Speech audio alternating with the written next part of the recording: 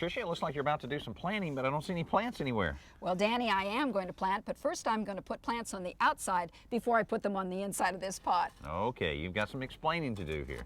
Well, where you live, moss grows very nicely on the outside of beautiful pots such as this beautiful Italian clay pot, and also on concrete pots it grows well. But where I live in Southern California and other warm climates, we have to encourage moss growth on the outside of pots. I assume this yogurt has something to do with that. Well, this yogurt does have something to do with it. I'm certainly not going to eat it.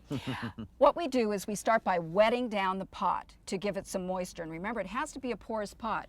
Then we take the yogurt, and you need to have plain yogurt, not a sweetened yogurt, and you literally paint the yogurt on the outside of the pot. So because of it being a clay pot, it'll kind of absorb that a little bit, I guess. That's correct. You can't use a pot that's glazed because it won't accept it. It's just not porous enough.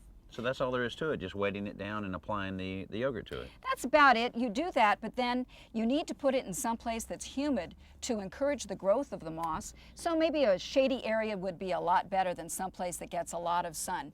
And make sure also, after you put all of the yogurt on it, that you keep the interior of the pot moist. And you can do that either by wetting it or simply by watering the plants that you plant inside. Well, I'm anxious to see how this looks in a few weeks.